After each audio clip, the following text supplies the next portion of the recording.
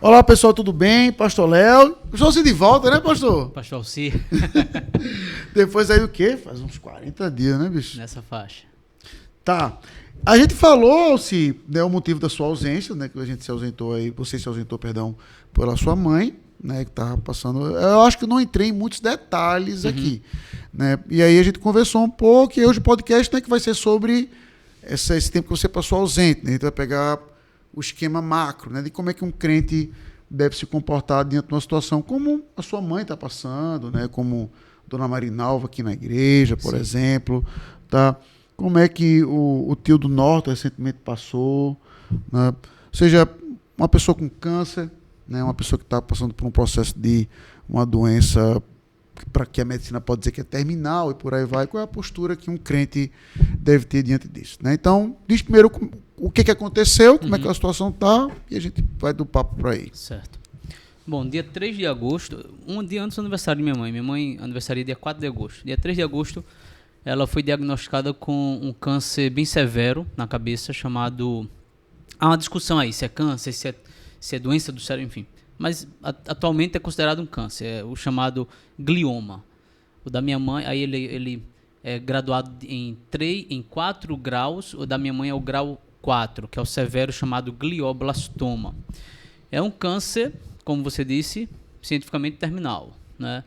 Na literatura deles há uma expectativa de sobrevida, que há variação, mas de 9 a 12 meses, e a variação... Mas isso assumindo quimioterapia, radioterapia ou se deixar quieto com assim? o tratamento. Certo. Sem tratamento, 3 meses. Mas aí, como eu disse, variáveis, né? A idade do paciente, a questão do tratamento, histórico dele, etc. Certo? Mas, em tese, com tratamento de 9 a 12 meses. É interessante porque assim, minha mãe sempre foi uma mulher extremamente... Ela está com 67 anos. Novo. Extremamente ativa, entendeu? Falam que eu tenho o passo dela, assim. Ela anda muito, muito rapidinho e com uma pisada forte no chão. Então, geralmente os vizinhos dela sempre reclamam da pisada dela no chão, entendeu? Não mais, na verdade, que ela está bem lentinha. Mas ela sempre foi muito ativa de fazer a própria feira, enfim. Resumidamente, é uma mulher totalmente independente. E de uma hora para outra ela começou a ter panes mentais. Então, assim, para mim, que estou distante, os meus irmãos um pouco que ocultaram para não me preocupar, mas eles dois vivenciaram coisas assim, realmente, que para mim eu fico me perguntando, puxa, eu no lugar deles eu não faria muito diferente, esconder de quem está um pouco mais distante. A minha mãe se perdia em casa. Ela estava no quarto, não sabia onde era o banheiro, a sala, se perdia em casa. Deixa eu interromper aí. Eu tenho um filme, mas eu li o livro, é Para Sempre Alice. Não conheço.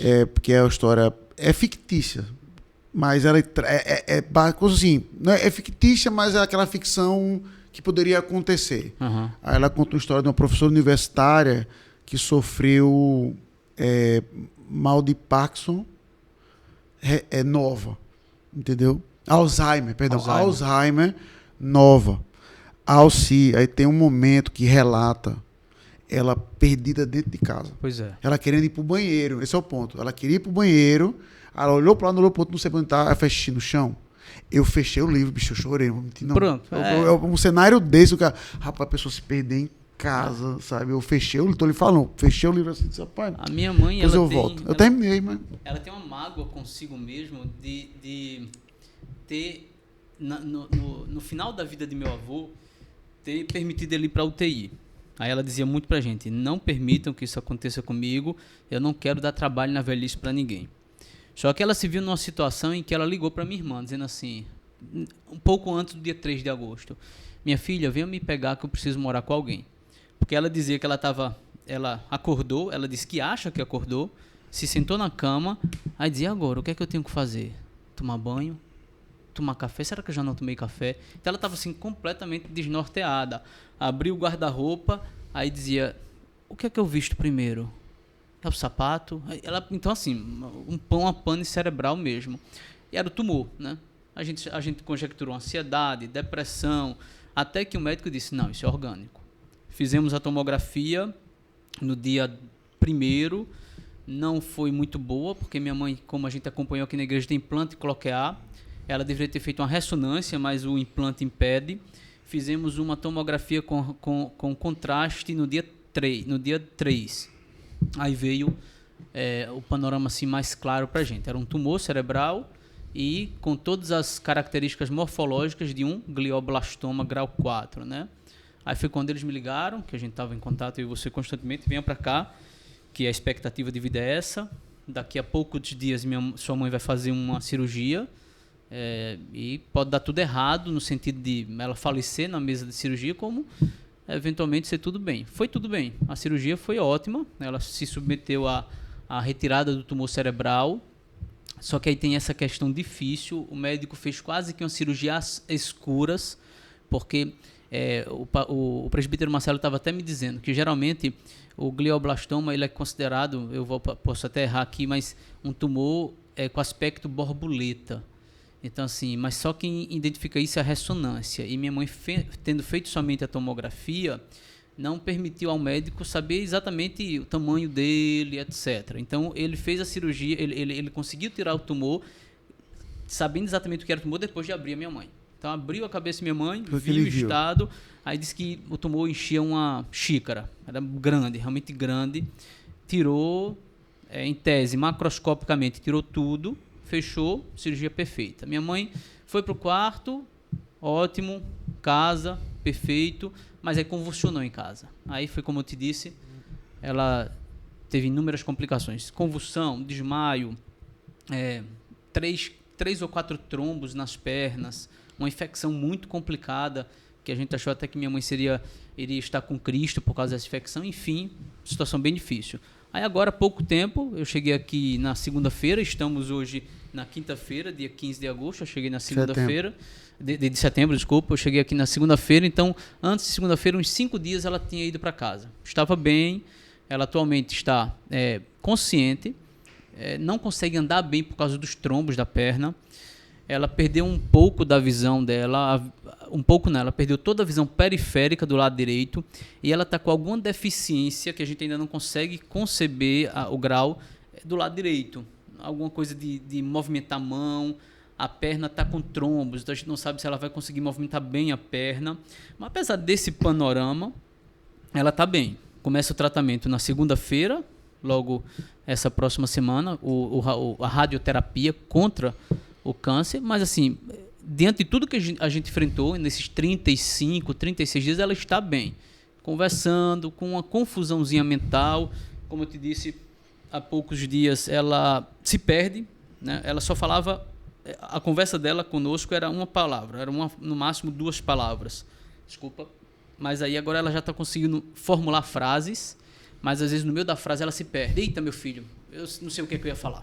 Então ela está com essas limitações, né, de cognição, de memória, mas está bem, assim, entende tudo que a gente fala, conversa conosco, tem se alimentado sozinha. Então, assim, olhar para ela hoje é um bálsamo para o que a gente passou nos últimos 35, 37 dias. Agora a etapa é tratamento contra o câncer, vai depender de algumas variáveis. A primeira delas é se, pela idade, o organismo dela, o tratamento vai ser eficaz, a gente só vai ter noção disso dentro de 3 meses, mais ou menos. Então esse é o panorama, mais ou menos, certo? E como é que tu estava nessa perspectiva? Ou seja, não apenas como filho, mas como crente, ou seja, olhando essa situação assim de poder perder a mãe, né? Uma situação dessa, né? Eu lembro quando a primeira vez que a gente conversou, e aí a gente estava trocando mensagens, depois eu vou pontuar outra perspectiva. E aí disse, Léo, tô achando que mamãe tá se encontrando com o Senhor, né? Ou seja, como é que é isso? Como é que tu, como filho, como é que foi como cristão, como é que tu encarou essa situação? Rapaz, assim, eu levei um choque quando eu escutei a expectativa de sobrevida, né? Meu irmão e minha irmã me ligaram naquele dia que logo em seguida a gente se falou, acho que foi no dia 2 ou 3 de agosto mesmo, e ele disse assim, são 9 a 12 meses. Caramba, 9 a 12 meses, minha mãe com 67 anos, meu avô faleceu com 92, eu acho, 94. Eu dava mais, eu achava que minha mãe ia sobreviver muito mais, ia viver muito mais do que meu avô. Então, eu tive aquele choque inicial, mas a coisa que eu coloquei no meu coração foi, eu preciso ir para casa para ver como é que está a fé de minha mãe, ver como ela está com Cristo. eu chegando lá, eu vi que ela não estava com muita noção, né? O tumor estava muito grande, ela estava com edema gigantesco na cabeça.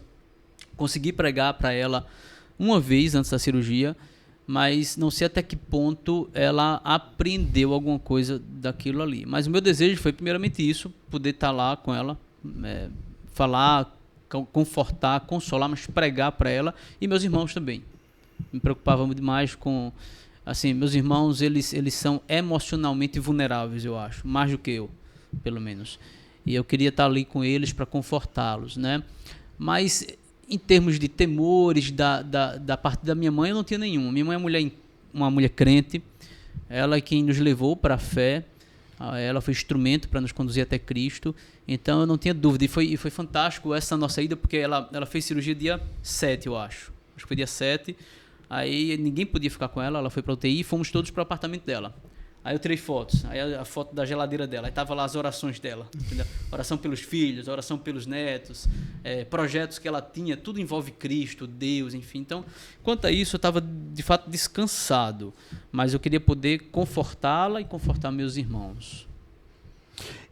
Eu passei por isso com meu pai, né? Meu pai foi um tumor no rim, né? E foram 10 dias só, né? Até da cirurgia até a morte dele. Ele tinha o quê? 57 anos, 10 anos mais novo que sua mãe, né? E para mim, assim, o que eu achei engraçado, por exemplo, é de que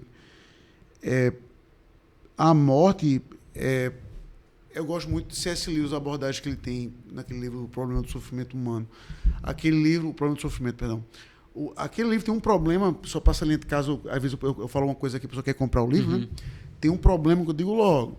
Nesse livro, C.S. Lewis, ele nega o pecado original, tá certo? Então, esse é um livro até que eu, inclusive, uso para dizer assim, quem considera C.S. Lewis um bom teólogo é porque não conhece muito bem C.S. Lewis, tá?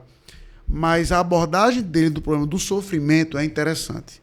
Que ele mostra assim, apesar dele negar o pecado original, ele vai dizer assim que e isso é verdade. O sofrimento só existe por causa do pecado. Porque existe pecado, existe sofrimento. E como Deus criou o homem perfeito, ele sempre estranha o sofrimento. Não existe, eu vou me preparar para sofrer.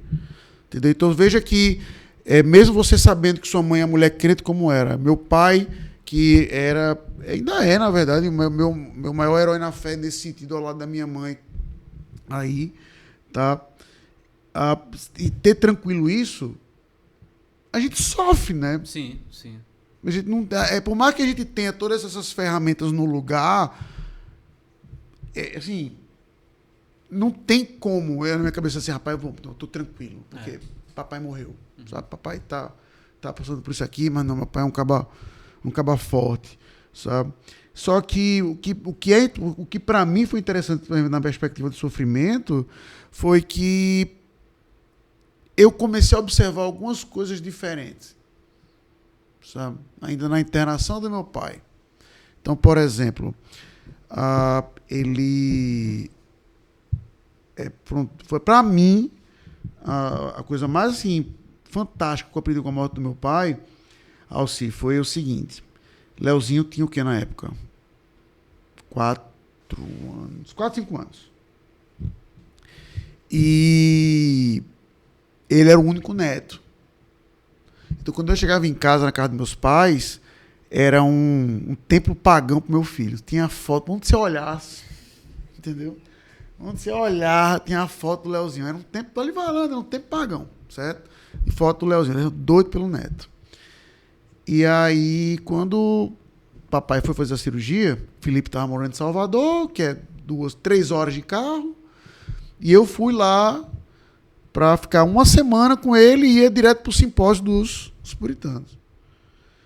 E aí a gente fez um culto, foi nessa ordem. Eu fui levar ele na padaria comprar pão para ele jantar, aí ele no carro puxou assim, meu filho, olha, se o pior acontecer, viu, fique tranquilo que sua mãe tá coberta, sua mãe não vai ser pesada para você, não.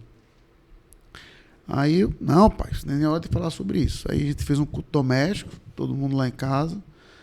Aí meu irmão falou, eu falei, e ele, se o pior acontecer, sua mãe vai estar coberta. Mesmo papo. Aí, na UTI, antes de ficar sedado, nos últimos 7 dias, eu disse, e aí, pai, como é que o senhor tá? Aí ele, olha, meu filho, se eu morrer, sua mãe... Aí eu fiquei com isso na cabeça, que só fui ter depois que ele morreu. Vou nem mentir. Sabe? Aí quando ele morreu, foi que... Eu disse, rapaz, ele era doido pelo neto, doido pelos filhos. Mas o que estava na cabeça dele antes de morrer foi a mulher dele. Sabe? Isso me fez olhar meu casamento de uma forma diferente, sabe? Eu olhei para a morte do meu pai com essa... Tanto é, e digo isso com toda tranquilidade. Eu não estou nem exagerando quando eu digo isso. Quando eu voltei para cá, para Teresina, de carro, voltei com o carro de minha mãe, a primeira coisa que eu fiz, no outro dia, eu não estou exagerando quando eu estou dizendo isso. No outro dia, eu fui no banco, aumente meu seguro de vida.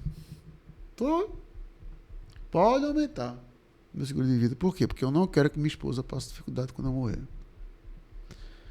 Sabe? Então, assim... Então, sim, eu pago seguro de vida.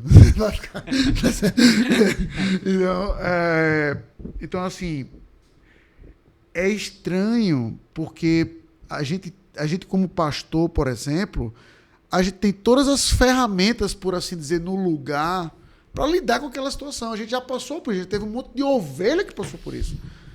Mas quando a gente está ali, não é que não funciona, mas é engraçado que eu sei disso aqui. A pergunta, então, é mais ou menos feito... Eu sempre dou esse exemplo, que é um personagem que eu gosto muito. Tanto é que tem um bonequinho aqui. Ele sumiu. Que é que o Charlie Brown faz. No especial de Natal, que eu assisto todo ano. É a única tradição de Natal que eu tenho. Pode procurar no YouTube. Especial de Natal do Charlie Brown. Todo Natal eu assisto. Que é que ele começa o especial assim. Por que no Natal todo mundo está feliz e eu estou triste? Sabe? Aí o especial parte dessa premissa. Sabe? Por que todo mundo está triste? Porque eu estou alegre, eu estou triste. Então a pergunta que eu me fazia era essa. Sabe? Eu sei que meu pai é um cabra crente, eu sei que meu pai vai para o céu. Minha mãe vai ficar coberta, à luz do que ele está dizendo, e de fato, porque eu estou triste. Sabe? Então, a gente como cristão, como é que a gente faz numa situação dessa? Seria errado a gente ficar triste? De jeito nenhum. Assim, eu acho que o sofrimento é parte inerente para o nosso crescimento, né? E querendo ou não, não só o sofrimento, a própria morte é uma intrusa na realidade em que a gente foi criado para vivenciar, né? Como você disse, o pecado original é que nos fez provar tudo isso. Então, querendo ou não, a gente tem esse sentimento de intrusão da parte do sofrimento, da parte da doença. Então, eu acho que o sofrimento ele vem bem a calhar nesse sentido, você ter a noção de que algo melhor espera você, e é curioso, porque é quase que uma contradição, porque teve uma ocasião em que me perguntaram, e aí, sua mãe, como tá? Aí eu disse, ela vai ficar bem, seja morrendo, seja sendo curada, ela vai ficar bem, embora ela haveria de ficar muito melhor em estando com Cristo, né? Mas a minha frase foi outra. A minha frase foi perguntou, e aí, pastor, como é que seu pai está? Rapaz, ele vai acordar entre irmãos. Exatamente. Ele vai acordar entre irmãos. Seja lá, seja cá. Exato. Pois bem, mas o sofrimento faz bem. Então, assim, eu tenho uma dificuldade de chorar, entendeu? De chorar, assim, nem Rafael, foi curioso, porque num desses dias aí, sentamos os irmãos para conversar alguma coisa assim, e eu chorei. Aí a minha cunhada disse assim, tô vendo meu cunhado chorar. Então, assim, eu não tenho esse... não é fácil para mim o choro. Mas o sofrimento interno é inevitável, né? O chorar no chuveiro, para mim, em particular, é inevitável. Chorou feito um ninja silencioso, ninguém viu, né? Foi que alguém viu, não, foi o chuveiro. É quase isso aí, exatamente. Então, mas o sofrimento, eu acho que, para mim, em particular, nesse período... O sofrimento me fez aproximar de Cristo, me fez buscá-lo. Assim, eu vivi em determinado momento uma contradição interna em que eu estava tão certo de que Deus estava no controle que houve momentos ali em João Pessoa que que internamente parecia que minha mãe não estava doente. Que parecia, enfim, quando eu ia no supermercado, minha mãe está na UTI, minha mãe é um paciente terminal. Mas é um sofrimento meio que contraditório por isso, porque é uma certeza de que isso é algo pelo que todos vamos passar, embora não tenhamos sido criados para isso, mas que passando nisso a gente vai tirar algum benefício, algum proveito. E eu vi que meus familiares crentes tiraram, embora a maioria seja católica, então os crentes tiraram. E um dos benefícios muito legais foi a união familiar, sabia, Léo? Lá em particular, assim, os meus parentes que não são crentes se aproximaram muito de minha mãe se sentiu, quando estava consciente, amada, cuidada por eles, foi muito legal também isso. Eu até queria abordar um outro aspecto já, mas só na minha ponta, por exemplo, quando eu passei por isso, eu acho que um aspecto da teologia, se você perguntar assim, qual foi a doutrina que mais lhe confortou nesses 10 dias, por exemplo, de agonia? É engraçado, de todas as doutrinas da Bíblia, foi a mediação de Cristo, sabe? Porque seria talvez um momento específico do gatilho de Deus no controle, né? Deus, todas as coisas acontecem porque Ele está no controle. E óbvio que eu não neguei nada disso, né? A gente tem um corpo construído que você não tem como negar. Mas as minhas noites, Alci, lá em casa eram assim. Papai estava internado, e aí eu dormia no quarto, lá a mamãe no quarto dela, e eu dormia com 5 telefones do meu lado. 2 de papai, um da minha mãe, o meu e o fixo lá de casa, né? Que era sem fio, né? Mas a linha fixa do meu lado. Esperando a ligação que só chegou numa segunda-feira de manhã. Sobre o falecimento dele. Meu pai. Porque o UTI, não sei se era lá também, você só pode visitar 2 vezes por dia, né? Era uma de manhã. A gente conseguiu ficar com ela o dia inteiro porque ela é deficiente auditiva. Ah, ok. Entendeu? Pronto, lá no caso a gente não teve isso, era todo dia, uma visita 10 horas da manhã, uma visita mesmo, 4 horas, 4 e meia da tarde. Certo? A gente ia todo dia, tá? E aí eu dormia do lado do celular, desses 5 celulares. E eu tinha noites que eu não conseguia dormir. Mas tinha noites que eu não conseguia orar. Eu passei por isso. Eu não conseguia orar, sabe? Eu não conseguia minha mente tranquilizar. E é isso que, para mim, no primeiro momento, foi estranho isso. Porque eu digo, rapaz, eu sei exatamente o que eu quero. Eu sei exatamente pelo que eu tenho que orar. Que fosse a oração de uma criança. Cura o papai, cura o vovô. Mas eu não conseguia. Eu não conseguia. Nunca passou na minha aquela coisa de, pastor, eu não orava porque eu não me sentia digno. Nunca passou isso, sabe? Mas aí eu fiz uma oração.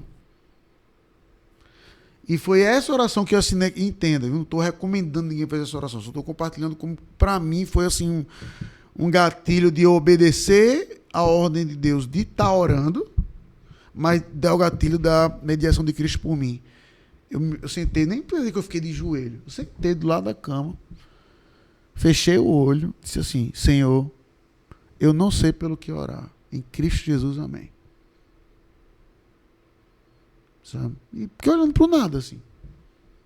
Uhum. E foi naquele momento que eu me lembrei, assim, rapaz, eu não sei orar como convém, mas o meu Salvador está intercedendo por mim e pelo meu Pai. Sabe? Então, o ponto para mim, sabe assim, que eu espero que as pessoas estão vendo nessa conversa, você não está ouvindo o relato de 2 super-heróis gigantes de Deus, que não tem problema, não sei o que, tal. Sabe? Só que é aquilo que a gente sempre fala. O crente tem uma fé sólida, firme, consistente, é para justamente momentos como esse que ela vai fazer a diferença. Ela não vai tornar você inabalável. Você vai sofrer, você vai chorar, você não vai conseguir dormir. Sabe? Mas você vai ter ganchos de coisas que poxa, meu Salvador está intercedendo por mim. Né? Como Heidelberg termina, né? O que significa a palavra amém. Né? Seja o último domingo, domingo 52, aí seja certo e verdadeiro, e demonstra a capacidade que eu acredito que Deus é capaz de responder as minhas orações muito mais do que eu acredito naquilo que eu estou pedindo. Sabe? Então, esse período de sofrimento, por exemplo, eu saber que eu tenho um Cristo intercedendo por mim foi muito confortante. Muito bom. Sabe? Muito confortante. E aí entra o outro lado, né? Que eu pergunto assim, como cristão, por exemplo, como é que, quando eu digo a igreja, né? A igreja com I maiúsculo, como é que a igreja te tratou? Ou seja, para tentar a gente nivelar assim, como é que um crente deve tratar um pastor Alci, um pastor Léo, numa situação como essa? Excelente. Eu quero escrever algo sobre isso, mas deixa eu só voltar um pouquinho aqui na mediação de Cristo, porque é engraçado, eu passei por isso também. Assim, teve ocasião em que eu não orei, eu não senti falta de não ter orado, até que parece que caiu a ficha. Caramba, eu tô orando pouco aqui, por mim, por minha mãe, etc. Mas eu, de fato, senti em um momento em que parecia que eu estava frio espiritualmente, entendeu? Mas aí, nesse momento, foi que, de fato, veio a convicção de que Cristo estava cuidando de minha mãe. Eu escrevi sobre isso para os meus familiares católicos, mencionando o fato de que Cristo, quando estava na cruz, disse, né, João, tua mãe, esse é teu filho, essa é tua mãe. E eu escrevi justamente para mostrar a ele o seguinte, porque o meu padrinho, eu tenho um padrinho e madrinha, são bem católicos, e de fato a gente se chama assim, né, afilhado, padrinho, madrinha, e eles se preocupavam comigo, porque não me viam chorar, viam meu irmão chorando, minha irmã chorando, ele, meu padrinho, parecia o Kiko, encostou na parede e chorou assim. Aí ele vinha preocupado comigo, aí eu escrevi esse texto. O texto basicamente, eu disse assim, assim como Jesus cuidou da própria mãe, ele está cuidando da minha. E ainda que a gente tenha se esforçado para cuidar dela, o nosso cuidado é imperfeito. O cuidado de Cristo, todavia, é perfeito e é nas mãos dele que ela está. Então, foi uma forma de eu tentar ministrar algo para eles. Quanto ao cuidado da igreja, há 2 pontos aqui que eu acho importantíssimo mencionar e que foi um lenitivo para mim. A igreja esteve presente no meu sofrimento, né? O Jockey e outros irmãos de outras localidades, ao saberem o tempo todo em contato comigo e até tentando não entrar tanto em contato comigo, mas através de Rafa, e eu sabia através de Rafa, muito presentes, mas para mim, Léo, e eu quero escrever sobre isso, como eu falei, tá no prelo aí. Para mim, o que foi maravilhoso foi os pastores ao meu lado, entendeu? Eu fui muito cuidado. Então, assim, o que eu quero escrever é sobre uma falsa imagem que a gente tem que tentar lutar contra ela ou mudar isso, é que a classe pastoral é desunida. Cara, se eu fosse contar no dedo a quantidade de pastores que me ligaram, mandaram mensagem, cuidaram de mim, não era só, vou bater ali o ponto para o sino achar que não, foi de fato cuidando, recebi visita de pastor, você o tempo todo em contato comigo, amigos. Então, assim, se houve alguém que foi pastoreado nesse período, fui eu. Então, assim, eu achei isso maravilhoso, porque, obviamente, foi primeiramente Cristo cuidando de mim, mas foi mostrando que a igreja também cuida do pastor e que os pastores, eles evidenciam esse trato pastoral também com colegas e irmãos que são pastores. Então, eu fui, assim, você esteve só? Absolutamente não. Graças a Deus. Cuidado, seja por ovelhas, seja por pastores. Eu ressalto assim, aí alguém talvez faça a pergunta assim, né? Tá, pastor, mas eu não sou pastor. Né? E eu, tá certo? Aí eu vou pontuar um aspecto prático, né? Assim, porque às vezes a gente perde um pouco esse tato. Eu vou pontuar uma coisa muito besta que eu fiz e uma coisa muito preciosa que fizeram comigo nesse mesmo contexto.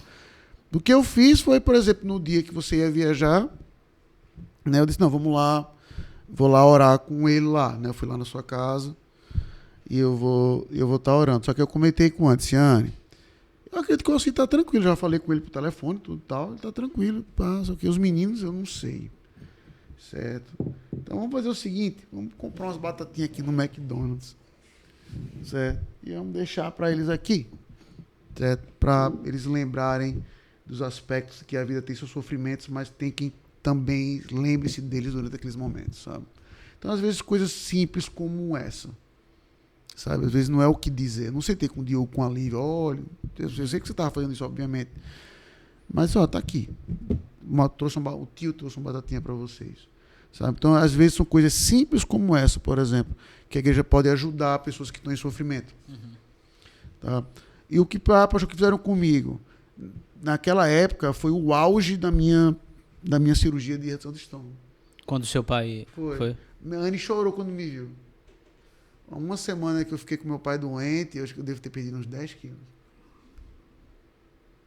Ela chorou quando me viu. Ela desceu da foi desse jeito. Quando ela passou do portão de desembarque, com o Leozinho, eu estava esperando ela começou a chorar. Esse papai já tinha morrido. Aí não foi por pena, que ela me viu. Ela disse, Léo, como você tá magro? Assim, você é um aspecto abatido mesmo de magreza, né? E aí, quando foi os dias de arrumar a questão do corpo, o enterro, o velório, aí o pastor Alain, ele fez uma escala entre alguns jovens da igreja para ficar andando atrás de mim o tempo todo com suco de laranja. Foi. Porque eu não tinha vontade de comer, entendeu? Mas eu precisava. Quando o cara faz aquela cirurgia, o cara pega um pedaço de plástico creme cracker, já deu. Tá cheio pro resto do dia. Mas o cara tem que comer, entendeu? Aí ficou um grupo atrás de mim, pastor, toma aqui seu suco, olha, pastor, coma alguma coisa, sabe? Então, assim, o cuidado da igreja. Isso, veja, isso estou pontuando lá. Aqui o Jockey. Meu filho, eu falei aqui. Tem um texto meu, caso você estiver perdido aí pela internet, pode procurar. É assim, eu queria ter ficado mais triste, mas eu não consigo. O nome do texto foi esse. Eu queria ter ficado mais triste. Tá no site. Deve estar. Eu queria ter ficado mais triste, mas eu não consigo, certo? Então o Jockey aqui foi fundamental em tudo, certo? De tomar conta de mim, da minha família, tá? De quando eu chegar, tá faltando nada, de mandar mensagem, tudo, certo? Aqui o que eu falar que o Jockey fez por mim vai ser pouco. Mas só pra gente deixar claro exatamente isso, de que momentos de sofrimento como esse, eu só posso dizer uma coisa para concluir. Só não diga, vai dar tudo certo. Teresinense gosta. Oxe, meu amigo, se eu ganhasse uma moeda... Pronto, se papai ficasse bom para cada vez que eu ouvir vai estar tudo certo, papai ia viver até os 150 anos de idade. Não diga isso. Eu entendo o espírito de uma pessoa querer falar isso. Ou até se a pessoa quiser espiritualizar demais, né? Dizer vai dar tudo certo porque ele vai estar com Cristo. Oh, beleza. Tá? Mas veja que enquanto igreja a gente pode fazer muita coisa. Enquanto igreja a gente pode aprender muita coisa em meio ao sofrimento. Sabe? O sofrimento é um instrumento pelo qual Cristo molda o cristão. Nos santifica, né? Cara, eu li um texto essa semana que foi uma coisa tão óbvia, mas eu nunca tinha pensado para pensar. Foi o apóstolo Paulo em 2 Coríntios 1, que ele vai mostrar assim como o sofrimento molda até o caráter pastoral, que Paulo vai dizer assim, se eu sofro, é por vosso proveito. Ou seja, então o que ele está querendo dizer? Que o sofrimento de Paulo nas perseguições que ele passou, agora ia servir para ele confortar a igreja baseado naquilo. Esse foi o texto que eu preguei para minha mãe. Pronto, sabe? Então, eu me despedi do meu pai com o salmo mais clichê da Bíblia, mas não podia ser diferente, foi o Salmo 23. É por isso que toda vez que eu prego o Salmo 23 eu choro, porque eu me lembro dessa cena, sabe? Do que eu disse para ele, do que eu preguei, e é o que conforta meu coração até hoje, sabe? Então, a ideia dessa conversa aqui é de você ver a história de duas pessoas, uma tá passando por isso, não é nem que passou, né? Meu caso é o passado, o caso do pastor Alci é o presente, né? Estão passando por isso e de ver exatamente como cristão você pode sim fazer algo e que como o evangelho é uma base, né? Um sustentáculo para isso, para a glória do nome de Deus. Só uma questão final, eu não sei quem é o autor, sabe? Eu li isso em algum lugar, mas essa coisa da pregação triunfante, do pare de sofrer, etc., o cidadão fazia um link interessante. Ele dizia que o cristianismo é uma subida, de fato. Fazendo menção aí do pare de sofrer, é uma subida. Sim. Aí ele menciona o Gólgota, mas lá em cima é uma cruz que espera. Então, fazendo o link, é de fato, a gente está sendo santificado, mas é através do sofrimento. Sim. Nosso, certamente, mas sobretudo, sofrimento de Cristo, né? Amém. Pois, pessoal, é isso. Pastor Alci, bom tê-lo de volta. Tá certo? Bom para mim também. Compartilhe, curta e até próxima semana, se Deus permitir. Valeu, pessoal. Tchau, pessoal.